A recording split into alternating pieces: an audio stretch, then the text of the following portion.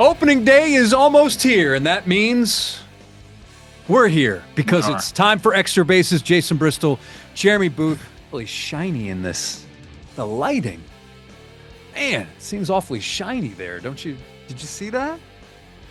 On this program, we're going to be talking about an aircraft carrier. Okay. And his arrival to the big leagues ahead of schedule. Yeah. Also, Yordan Alvarez and the lineup and Astros fans and what they think of it. Also, the player who one time shouted to Jeremy Booth, "Jeremy, I'll be in the parking lot if you want to see me." I know who this is. Do you or you don't? I'm still. You don't know? No, I do. I'm still fired up over that situation. So you do know. Right now, I mean, especially today, it's like, let's go right now. All right, so do you know which team you were playing for? I was in Elmira. It was Elmira. Exactly who it was. August 7th, a Sunday, 2005. Jeremy Booth, North Shore, and Elmira. God, that guy was what an interesting, horrible, just bad human that guy was. Oh man. All right. Wow. Okay. Ooh, it's amazing how I stumble upon this stuff. Today's the day. You know, today's a good day for that because it is. It is. Let's start with the big news that Cam Smith has made the major league roster. He has made the opening day roster, and presumably he will be your starting right fielder because when you bring up Cam Smith, you don't bring him up to sit. You do not. We had mentioned on Sunday, if you were running baseball operations, Jeremy, or any of us on the desk, would we be bringing up would we be bringing up Cam Smith? And I think the consensus was no, that we would likely start him in the minors. Obviously, it has been done. The decision has been made. So now, what do we think about how Cam Smith fits in this lineup, and what kind of numbers are realistic for him in his first go-around facing big league pitching? Well, let's rewind a little bit. We'll go back to when he was traded, right? I mean, we were way in on him. We talked about that. We don't need to. Yeah, I mean, it was just that's what it was, and we called him an aircraft carrier. I don't know if I. No, you called him an aircraft carrier on camera, but he's a. No, you did. I did. No, you said you were way in on him. Way in on him. Yeah, and you know, Mike Metcalf, who's now back with the Tigers as their East Coast supervisor, recruited him out of high school to Florida State. And ironically, Cam Smith was a member of the Orlando Scorpions, who are a member of the Future Stars series. Mm-hmm. Not to be confused with a Topps Future Star, a Future Stars series member, right? Okay. And I say that because it's a very distinct association on this side, right? Orlando Scorpions, Bob Reichman, Johnny Goodrich and Thomas Kelly and that whole group that developed players over there. Dylan Cruz came from there. Zach Veen came from there. Michael Brooks came from there. Jackson Neza. The list is on and on. Even Brendan Rodgers, Orlando Scorpion, right? Cam comes from good bloodlines. Stock. Yeah, it's good over there. And that place is where you do it. And I say that to say this. Dana, I said on Sunday, I would roll with his decision and believe he knew best because he knew the player, right? I also said that if it was me, I'd keep him in the minors a little bit, and I would. But I support Dana's decision. What you're going to get from Cam Smith, first of all, is you're going to get effort. He's going to hustle, and he's going to compete. The swing's got a little bit of play in it for me, just a little bit of play in how he kind of loads. What do you mean by that? Can you elaborate? It's a little bit too much movement, too handsy? I don't like where his hands sit. So as long as he gets him in a position, he's going to be fine. The question I'm going to have at the big league levels with exploding break and stuff that you don't see in AA like that in the strike zone and out is whether or not he's going to be able to adjust to that. The power numbers, the raw power is not a concern. The power production is reasonably a concern. We don't have enough of that yet in the minor leagues to see where we are. In terms of home run power. Home run power. But we do have a guy that's going to hit. It's in there. It's in there. When it shows up, we'll find out. I think it's the right year if you're going to do this to try it, because the Astros, who we said on Sunday that I said I thought would make the playoffs, I don't think they win the division. I think there's a lot to work with. I think they need big outfield help, huge outfield help, right? And if he's playing right field, and Zach Dezenzo made the team too, right? He's not going to sit. That might be left field. What's that do to Jose Altuve? What? Someone's Dezen some someone's got to play. Listen, Dezenzo and Cam Smith are completely different I situations. understand that, Okay. but you're talking about guys that have made the roster for the first time, who are in a year. You got to see what they can do. And Cam Smith's not going to be here to sit. We talked about that, right? Um, Desenzo's the name I was searching for all winter. I was just Not it searching. was not Jacob No, it's Melton. not Melton. It was Desenzo, and it's because I hadn't heard a bunch about him. I just kept hearing his name pop up, right? Um, I don't know where he's going to play and what he's going to do. What I'm saying, I guess, is that they got options now. They have some more options in the outfield than what they thought they had before. Um, where McCormick's going to fit, Myers is going to play center field. Where that's going to ultimately line up. Um, I don't think they know. I think they're just throwing guys out there with some ability and see what happens. And Cam Smith is a guy that is in that mix. So, what kind of numbers would you expect from a Cam Smith? Is 260, 20, and 75? Is that realistic? I think 260 is realistic. I think 20 is a lot because this guy hasn't hit 20 in the minor leagues yet, right? Well, he's barely played the That's minor my leagues. point. So, I mean, I think 20 home runs in the big leagues with nothing like that in the minor leagues to say is a lot. Does he hit 10? Maybe. He plays every day at bats. Does he hit 260 to get 10 to 12? Probably. Yeah, I can see that. If he surpasses that, it's a bonus. It's a big bonus, right? If he does that. Um, if he doesn't swing and miss and has good at bats every day, that's how you're going to judge Cam Smith. It's not even going to be batting average. It's, am I making hard contact? Am I controlling the strike zone? Am I playing good defense? He's adjusting to the outfield, right? Remember, they traded for him as third baseman, and when he was traded, we said he's coming here to play the outfield, and sure enough, that's what he did. So I say a lot of these things because even with Desenzo or Altuve or all the things that seem to be out of the box this year, it tells you what the Astros really think of their club. They don't know what they got. They know they got something. They don't know what it is, right? And they got to figure out where all these pieces are going to fit. I think they feel good about that they're going to hit. Diaz, Walker, Pena, the core of the lineup's going to produce. Outside of that, they got no idea. And they're just going to go out there and see what they can do. I think 7, 8, 9 is the biggest concern in the lineup. Who hits there for you?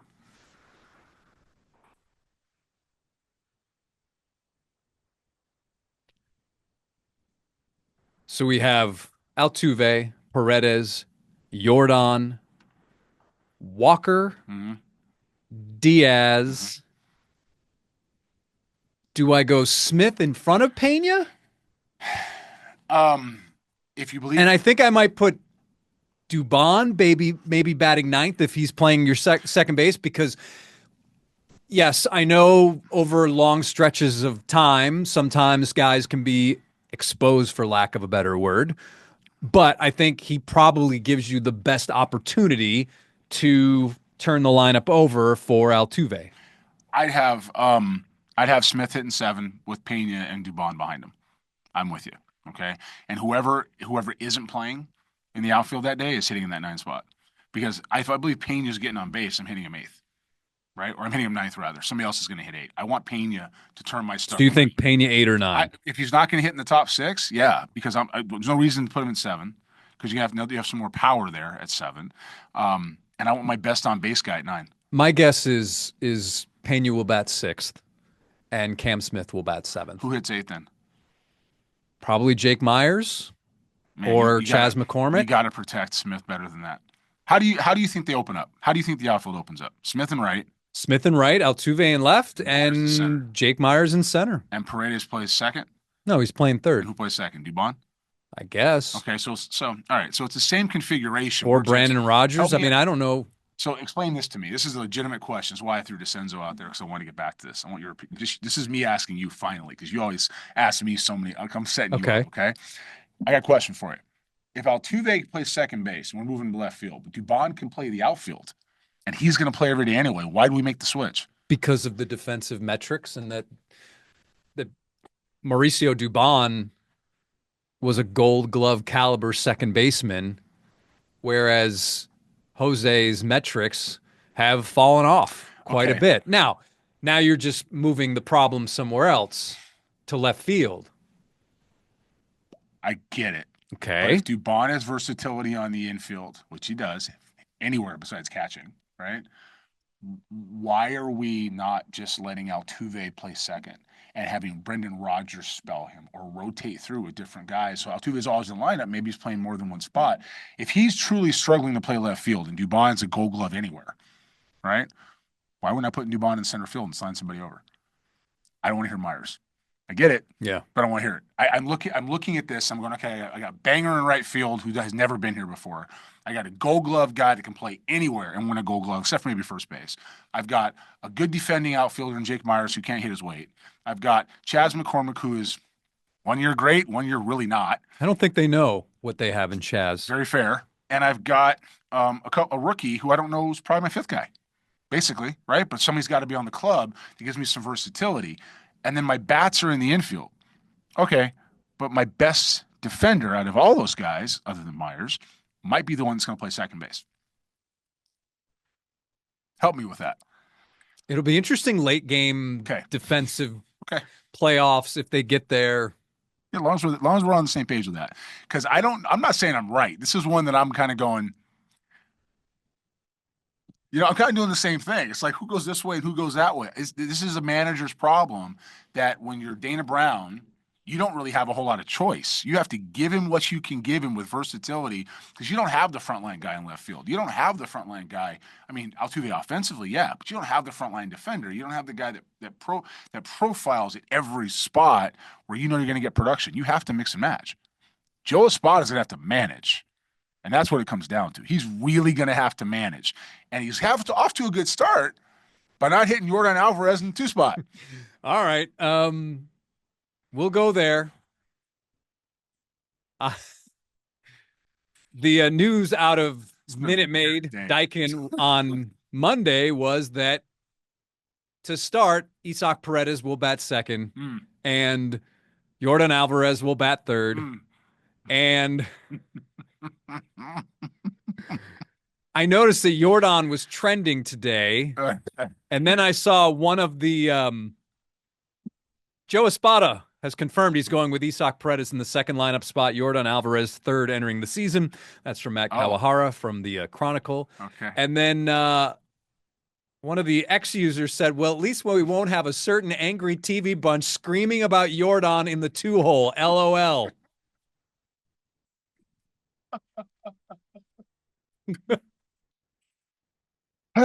Which then Jeremy.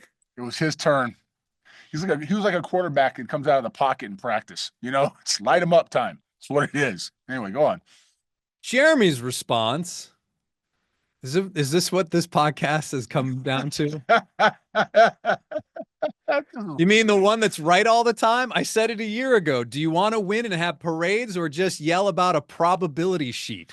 Numbers worked out as we said they would. Wasn't even close, actually. It is what it is. And indisputable, no matter how much you may not like it. May not like it, but accept it.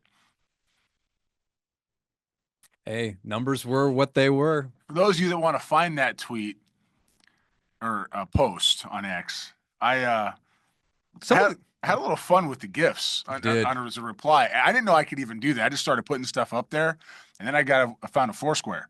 It was pretty good. Another poster said, I was in favor of it last year, but Isak was tied for 11th base on balls last year. And I think Yordan AB's benefit seeing more pitches before he steps in the box. And that's tough given how much of a free swinger Altuve is. Oh, that's so sounds interesting. Some familiar. Anyway, I don't know where I heard it before. Anyway, go ahead. That was fun. I'm sorry. I'm not sorry, but I'm sorry. I noticed that Rob in Cyprus did not respond. And then someone said, thank God, Yordan batting second is the dumbest thing I've ever heard. Two-hole is a get-on-base hitter, move runners over, do your job, always has been and always will be. And then our poster said, there's significant data that disagrees. Having said that, the historical batting order won't ever go through a complete 100% paradigm shift.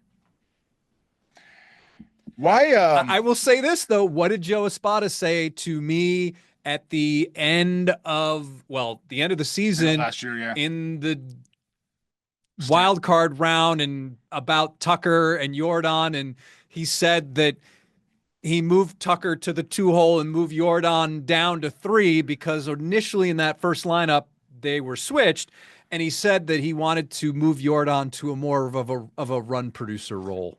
Which took us whatever amount of games to figure out. I told you that from the beginning. And I said, I could have sworn I said that opening weekend. I said, I think actually on Sports Extra was, how long would you keep this lineup? You said I would have changed it 4 days ago. I mean, let's go. I mean, what are you doing? And what I will say to those experts out there in X-Land is I've noticed this that you're paying attention. Do I have to break out the crickets noise? Yeah, again? yeah. Wait. Okay. I noticed that that you're watching, which is great. We appreciate it, but you're also no longer challenging your boy over here. Okay. And that's good because that means now we can have conversations that are real. If you have questions and you want to talk, ask. If you disagree, do it. Let's talk about it. But what's happening now is you figured it out.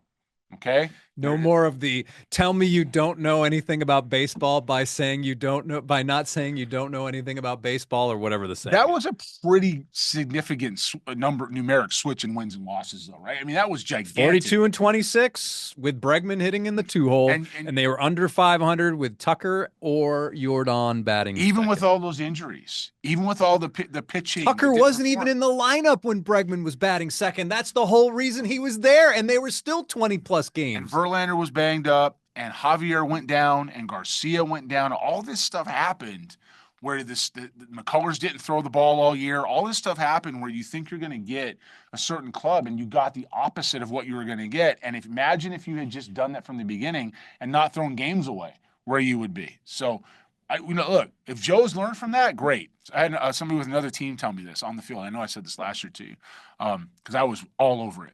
And he's like, yeah, I saw you kind of getting into him. And I said, well, I mean, it's baseball and Dusty went a lot. He said, well, 50 years in as a manager versus 50 days. It's not wrong.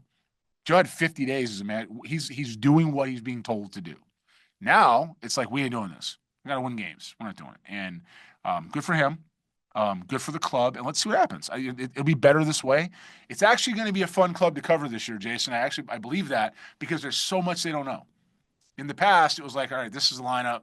This is where they're going to go. Here's on the mound. It's fun to win, but it's really fun when you got to figure it out. That's when it's fun. So, and typically managers and coaches like to tinker. Yeah. Now, tinkering is good, but too much tinkering is bad. Yeah. Yeah. It's interesting also, this whole going back to Cam Smith. It's amazing now the number of people who are back singing the praises of Dana Brown and that, this trade's making him look better. Listen, this trade, he looked pretty good before Cam Smith played a game because you had said to me, I'm way in on him. And Paredes is a guy that they believe can put up good numbers in Minute Maid, I believe, or Daikin. And then also you got an arm in Wisniewski. And you had a guy that he wasn't coming back. He wasn't going to come back. Yeah, that's a fact. And to get that much for a guy that you're not listen, the Cubs right now don't even know if they're going to have another season after this one of Kyle Tucker. They don't know. I don't know if I said this on camera, but I know I said it to you. I was standing in the room when Soto signed with Dana. And he just did one of these at me, and I was like, 5 minutes later, Tucker's on the wire. It's like, oh. The news about Tucker being available. 5 minutes later, and you just kind of know what's going on because he wasn't coming back to Houston. Dana had to go get something. He got something really good, right? Jed Hoyer and the Cubs have taken a few Astros up there. They got to win. They have to win. Chicago's got to win now. Jed's had a little bit of a run. Their World Series championship was that 16? The Cubs? 16? 15? 15? So it's a decade. And Theo stepped down when? 17, 18? So Jed's on the other side of it, right? So he's got to turn around and win some games up there. And Dana is something else Dana and I have in common. Not only are we both in Houston, not only have we both been around the game a while, apparently we've both been labeled a washed-up scout. And we both continue to prove that one wrong, too. So Dana's doing a great job. He really is. He's doing a great job. He hasn't been dealt a fun hand. In some cases, he's been dealt really a no-win situation, coming here having to rebuild some stuff. And the city needs to be very thankful that he's at the helm as part of the rebuild because he has enough foresight to understand how to win championships, keep people on course, connect with players, and make tough decisions when aren't always popular. All right, that's a pretty good mix. He's earned this job. Also, Cam Smith, Jim Callis from MLB.com. And I was very interested in this. This is the type of stuff I love. Quickest jumps from draft to opening day roster in baseball history. Did you see this? I did not. I don't watch Callis because I put a tweet out the other day on Ryan McDonough. Yeah. And I was first on it, and Callis was 45 minutes later and didn't. There's kind of a thing so and so's first when you do something like that. Usually say so and so has Callis first, but he might not have seen it. Oh, he knew. Okay. I know for a fact he knew. Okay. I didn't see it because I was in basketball mode. I've been in basketball mode. Continue. All right. Here are players who made the quickest trips to opening day rosters. Pete Davilla. Yeah. 0 games in the minors. John Olerud. Is this 0? Oh, 0 games in the majors. Sorry. No, fewer than 100 games between the minors and majors. It helps to read this before I bring it up. Okay. Pete Davilla, 0 games. John Olerud, 6 games. Cam Smith will be number 3 at 32 games. That's all he's got? That's all the professional experience he has is 32 games. That's fast. Wyatt Langford, 44 games. Yeah, we're Texas, yeah. And then you got the FAU guy, Nolan Shanuel from the Angels. Yeah. Andrew Vaughn, 55 games. Then you get more towards the ones that I would think of. Dave Winfield, 56 games.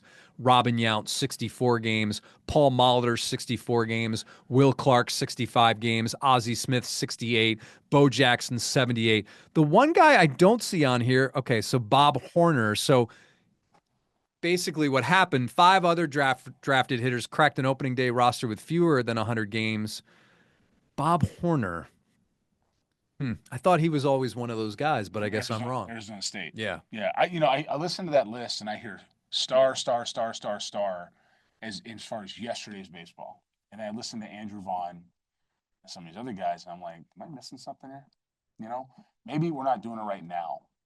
Because the guys you read off that were there, Oleruds and the Winfields and the Incaviglia, I mean, he was a productive player. Yeah, he's in Cleburne, by the way, as a manager. Did you know that? He's now in the Guardian system? No, Cleburne. Oh, Cleburne. Yes, I did know that. Yes. Yeah. Yeah, because he was up in upstate New York at Tri-Valley. And then after the Skeeters became the Space Cowboys and they joined the affiliated ranks, he went up to Tri-Valley, which is ironically the former Astros affiliate. Right. And now I did see, I think he was there in Cleburne last year too. Yeah, he's there now. Okay. So in any event, those guys are good players, and the guys, Cam Smith has a lot to live up to. Olerud's the one for me that always stuck out. I mean, there's always a list of other guys too, but Olerud didn't spend a day, I don't think, right? No. He just straight to the big leagues. Well, I don't know. It says 6 games here, so I'd have to look it up. That could have been a rehab assignment. Yeah. I don't know, because I thought John went straight from Washington State. That's what I thought too. Big leagues. So anyway, he did, but maybe. Okay, so what they're talking about is he did go straight to the big leagues. So what they're talking about is the number of games until you're back on an opening day roster. Oh, gotcha. So basically, he had 6 games. So and now it's all coming together for me. Bob Horner, his draft year, he played 80-something games, and then the next year he was on his first opening day roster. Got it. So that's why he's at 78 games. John Olerud played 6 games in 1989, and his first opening day roster was 1990. That makes sense. So that's where we're at. If you are interested in our baseball preview on KHOU 11, the Sports Extra over-under game, that is, I'll put a link to that in the comments section so you can check out our over-under predictions. We use the lines from betonline.ag, and one of the big ones was over-under 86.5 wins. You had 86. 86, so you were right under. right I chose the over, and I still think, well, I had to pick. I picked them winning the division at 87 games. And the reason I did that is when I look at all these teams, that are in the West. Everyone has warts, but to me, the Astros have less warts in if you look at a complete team, they have fewer warts, in my opinion. Yeah, I don't The disagree. Mariners pitching, Yeah, it's pretty good. hitting, Not so great. Rangers hitting, pitching, Not so great. and I think the Astros have the nicest or best mix. I don't know. Are the Angels a sleeper team? Could they? I don't think so. I love Wash. Angels are just asleep. The Athletics, I don't. Maybe they'll get the benefit of some park, a different park in terms of maybe the metrics will be better in Sacramento, but it certainly won't be enough to make up 39 games or whatever. So I just that's the reason why I still think this team can win the West. I get it. Yeah, I'm not. I can't say I'd rule them out in a division that is not anywhere near as strong as it has been. But here's a question: would you rather have, if you're a team, would you rather have the? Oh gosh, now we're playing. Would you rather? Would you rather have the Mariners pitching staff and the Mariners hitters, or the Rangers hitters and the Rangers pitching staff? Having been on teams, both college and in the professional ranks that are built both ways, I'd much rather have the pitching. That's me. Now, Pacoda has the Rangers winning the West. I got him one in the West too. Yeah. But if I had to pick one, I'd much rather have the pitching. So it's going to be interesting to see what happens in Seattle. That's not something that, having been there and knowing where Jerry's at, he has a tough gig. He just does, because they get to the hump of right to getting over the hump, and then he gets the parachute pulled out from under him. And now let's go back to Monday. Well, Sunday, August 7th, 2005. The North Shore Spirit and the Elmira Pioneers, right? They were the Pioneers. Yeah. Do you remember the player's name? Vic Davilla. Let me read the story. This one had a lot of history to it. Really? Yeah, this one had to build. The North Shore Spirit may play well on the field, but they don't play well with others. Okay. That was good. This was the first line from the Star Gazette, Elmira Star Gazette. Pioneers sick of disrespect. That is the headline. Spirit players try to show up Elmira. How'd you say his name? Davilla? Vic Davilla. Vic Davilla. Yeah. In between ejections, verbal altercations, and expletives, the Elmira Pioneers lost their fourth straight game in front of 606 at Dunn Field. Yeah, there's nobody there. Sunday's game itself was ugly for the Pioneers, who committed 7 errors on their way to allowing 7 unearned runs, but it was the extracurricular activities that created a nasty atmosphere. North Shore has dominated the series this season, and then the Spirit have been anything but respectful in letting the Pioneers know. Sunday's antics ignited an explosion. Spirit first baseman Vic Davilla, who homered in the game, continually jawed with Elmira first baseman Jeremy Booth throughout the middle innings. In the 8th, Davilla singled and was ejected after verbally attacking Booth and shouting into Elmira's dugout. Davilla swaggered off the field, taking more than enough time to reach the dugout. Once he reached the bench, Davilla was seen re-entering the field to take more verbal shots at the Elmira dugout. Is this all jiving with you? Oh, yeah. After the game, Davilla, in his street clothes, was heard shouting at Booth, saying, "Jeremy, I'll be in the parking lot if you want to see me."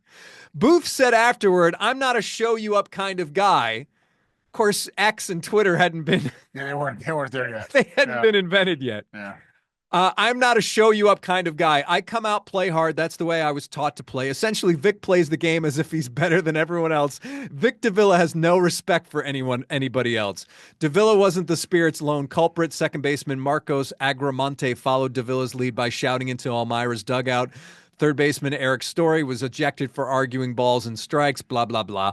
Elmira left fielder and bench coach Trey Beeman, former big leaguer, said the North Shore team needs a reality check. I've got a lot of 4-letter words I could use. No one in my life has. Turn the page.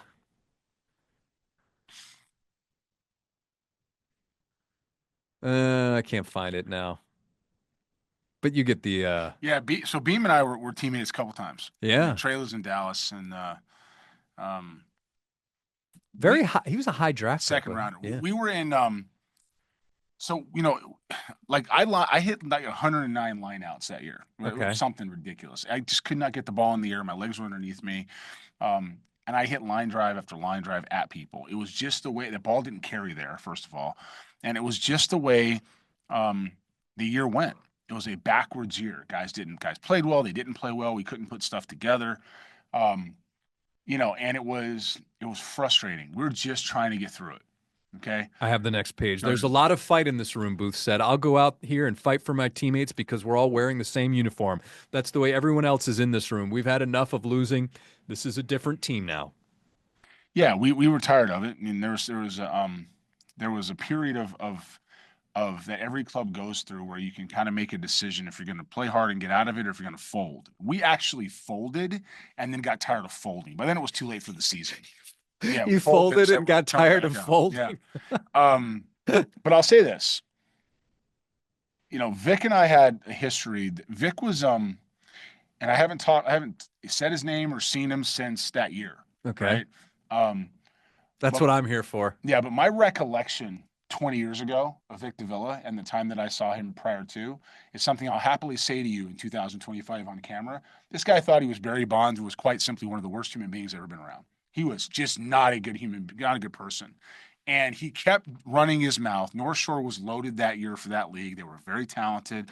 Um, their manager might have been Brooks Carey, might have been, who's actually in Cleburne now um, with John Kennedy in 2005, according to this. I don't remember him.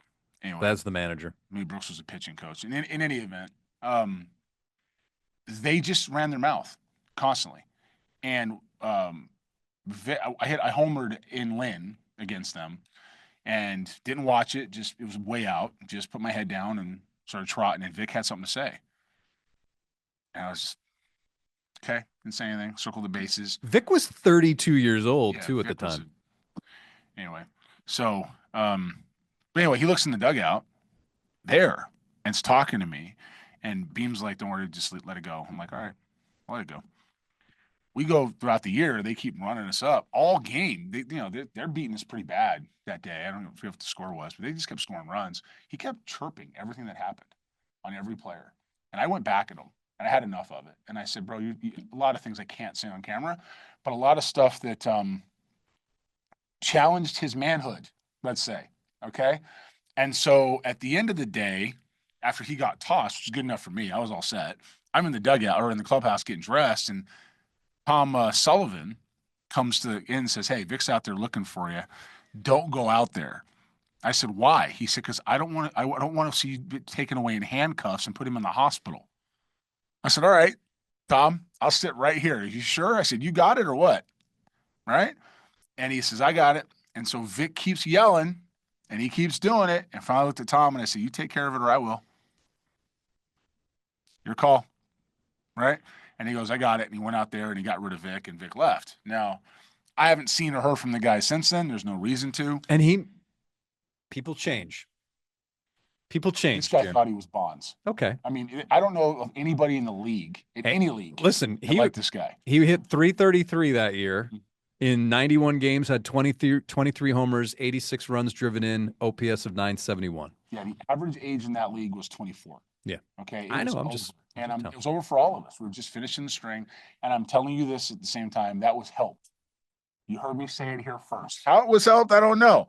Can't speculate. Don't really know for sure, but it wasn't natural. How's that? Okay. Vic was just not that good. Vic, if you're watching, you're still difficult. Okay. I'm right here, buddy. I'm right here. You lost the game 12-6, and you guys at the time were 19 and 45. We were terrible. 6 and 15 in the second half, and that was your fourth loss. Yeah, we were tired of it.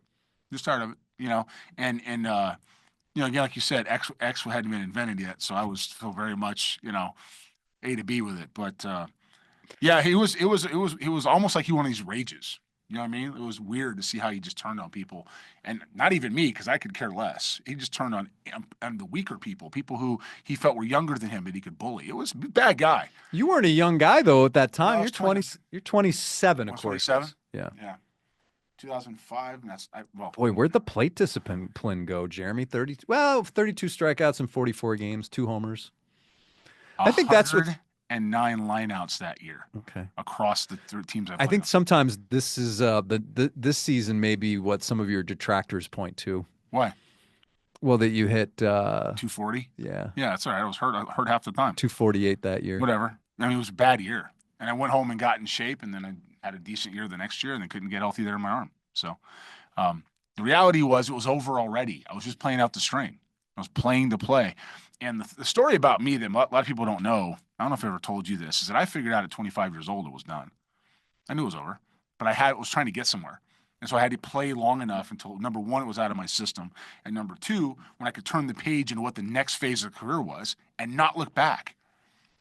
And the minute I left, I haven't put a uniform on since to play. I have no desire to get in a bat. I don't want to get behind the plate anymore. It left my body. These men's leagues that guys go out and play, a lot of my former teammates go out and play men's leagues. Zero interest. None. So I think you did it the right way, because how many times do guys, there's always that small ounce of regret that maybe they got out too soon or they weren't able to finish out the way they wanted to? Yeah. I tried to go back to school and did go back to school 1 year and stepped away for personal reasons. I just was going the wrong direction. Whatever. But I missed it. And so I went down and played that Mexican minor league, the Norte de Sonora, a little bit. And you put up numbers. Put up numbers. And then still wanted to do it. You could play on the weekends down there still. Really? Right? Oh, yeah. KHOU Sports Data, remember them at the time? Sure. They didn't keep the stats. Out of Massachusetts. Right. But I had a good, you could call KHOU Sports Data back then. This is how, you guys have no idea. You could, because they would report the game, and as soon as after midnight East Coast time, the game was up. Like the stats were up. So before they posted on the website the next day, if you didn't like a call, you could call them and ask them what was going on and tell them what happened, and they would change it for you over the phone. KHOU Sports Data was great. They're in Connecticut or something, Massachusetts. Yeah, I was like, hey, you said I was 1 for 3. It was an error. It wasn't an error. It was a base hit. Oh, you want a hit? Okay, no problem. Take away the error. Give me a hit. I did it like 3 times. It was great. I would love to see if I can get those numbers, because those numbers are not on. They didn't pay the fee. Back then, you had to pay a fee. No, I know, but what I'm saying is those numbers aren't on Baseball Reference. So, like, no, there's 3 or 4 years I was down there too.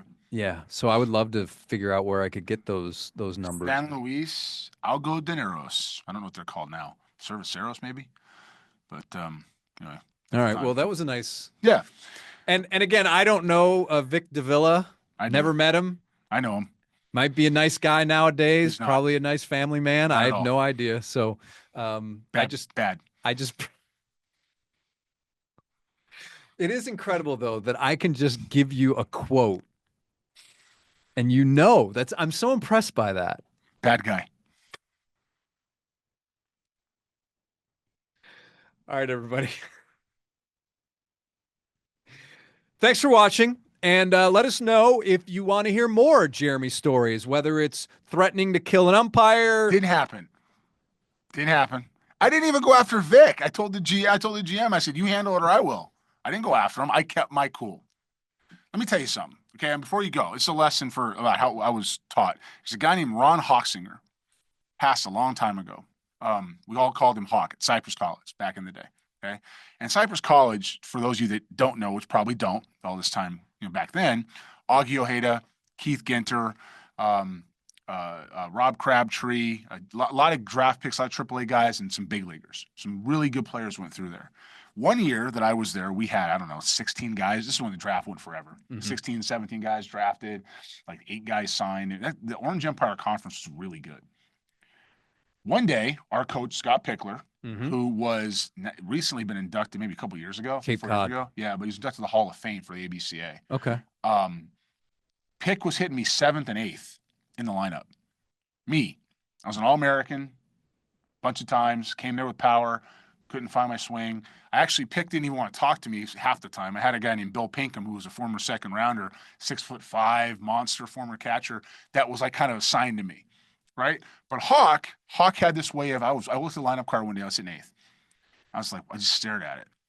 And Hawk didn't want to do that, and Pinkham didn't want to do that. And so Hawk said to me, he goes, sometimes people put you in different spots in the lineup to see how you're going to react.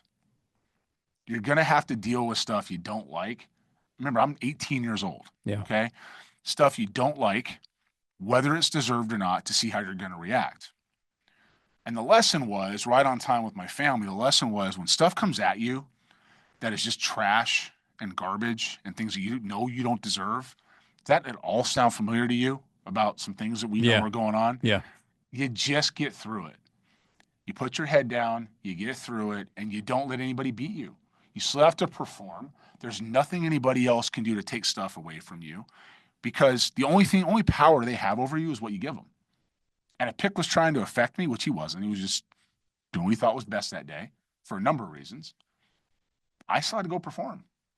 I couldn't let that bother me. I couldn't let something that I didn't deserve or wasn't fair hold me back.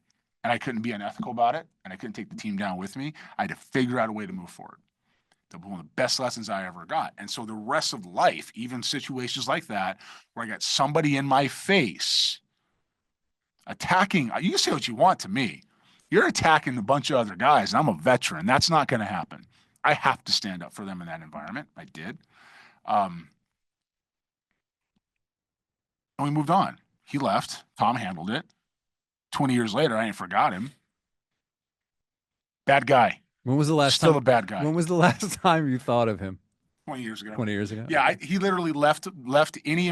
The guy has no importance whatsoever in any existence. That's the other thing, right? I just happened to Google Jeremy Booth and ejected, and that's what. But I didn't get ejected. He got. No, I know, but that's why. But that combination of words is why it showed up. Did you catch the ejection I got where I went up to the plate without a bat? Has that come up yet? No, we'll have to look that one. Oh, Where's that? Where was that? You got to find it. Oh, great. You want to hear the story? No. Well, next time, because we're really long on this. It's a good one. So, all right, I'll have to go and Google it. All right, everybody. For Jeremy, I'm Jason, and again, in the comments section on YouTube, if you're watching it on YouTube, please let us know. Do you like these stories? Do you like to take a trip down Jeremy Booth's memory lane and see what has happened as his professional career unfolded? And also, your thoughts on Cam Smith. What kind of numbers do you think he'll put up in this first season of Major League Baseball? And of course, also tell us predictions, wins, AL West, second place, third place, whatever you think. Put them in the comment section and we'll dive into them next time, whenever next time is, depending on what we're doing because of NCAA basketball here. So anyways, for Jeremy, I'm Jason. And as always, thanks for watching Extra Bases.